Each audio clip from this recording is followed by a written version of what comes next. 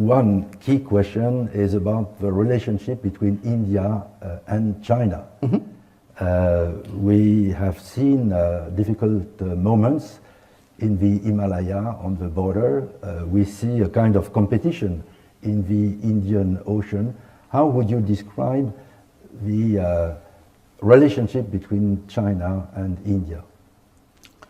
I'll need a lot of adjectives. I mean, it's definitely a very complex relationship because if you look at it, you know, these are two civilizational states. They have a long history. They are also states who at various points of time in history were very big in the global economy, in the global society. They had bad periods in their history. Both of them are reviving, are rejuvenating in a way.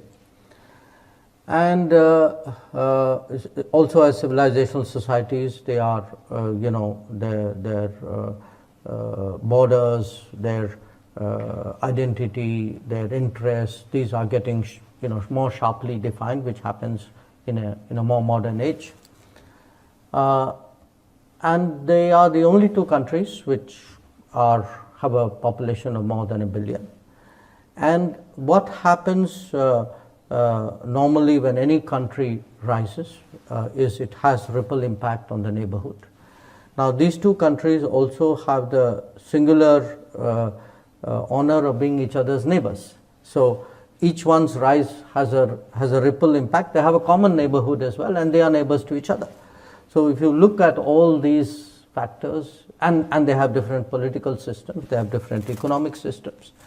So if you take the totality of this, you can understand why I selected a safe but expressive word like complex. We had, you know, we've not had an easy relationship in the past. It began reasonably well in the late 40s. There were frictions in the 50s. There was a war in 1962. Then there was a period really from the late 50s till I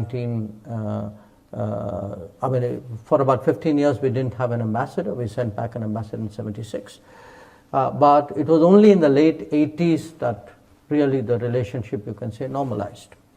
Now the basis for the normalization was that because we have a disputed border, the entirety of the border, which is almost 3,500 kilometers, is disputed and is being negotiated.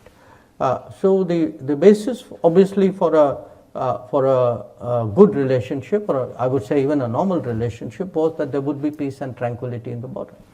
So after things began to take a better turn in '88, we had a series of agreements which stabilized the border. Then trade began, you know, more contacts, politicians, generals, tourists, all, you know, what normally neighbors do.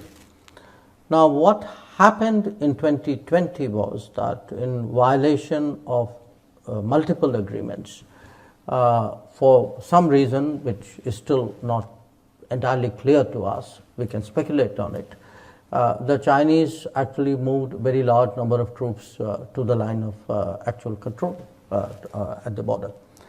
And naturally, in response, we moved our troops up. It was very difficult for us because we were in the middle of a COVID lockdown at that time.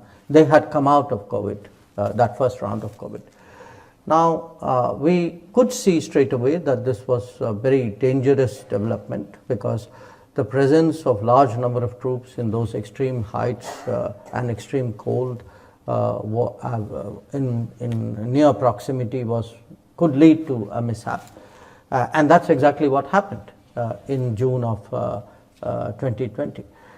So the issue for us is, you know, why they have disturbed that peace and tranquility, why they moved those troops, and you know, how do you now deal with this very close-up situation? So we've been negotiating now for close to 4 years. And the first step of that is what we call disengagement, which is that their troops go back to their normal operating bases and our troops go back to our normal operating bases, and where required we have an arrangement about patrolling, because both of us patrol regularly in that border, because as I said, it's not a legally delineated border. Those negotiations are going on. We made some progress. I would say roughly, you can say about 75% of the disengagement problems are sorted out. We still have some things to do, but there's a bigger issue that, if both of us have brought forces close up, and in that sense there's the level of militarization of the border has increased. How does one deal with it? I think we have to deal with it. But in the meanwhile, after the clash, it has affected actually the entirety of the relationship, because you can't have violence on the border and then say the rest of the relationship is insulated from it. So trade has got affected, and the exchanges have got affected. So it is not normal, I mean, to put it very politely. We hope that if there is a solution to the disengagement and there is a return to peace and tranquility, then we can look at other possibilities. So that is the immediate issue. But I think there are larger issues in respect of India-China. We have long struggled with the trade issue. I've been ambassador in China, so I can tell you from my time there that we are talking 15 years ago, that we feel that the economic relationship with China has been very unfair, it has been very imbalanced, that we don't have the market access there. They have much better market access in India.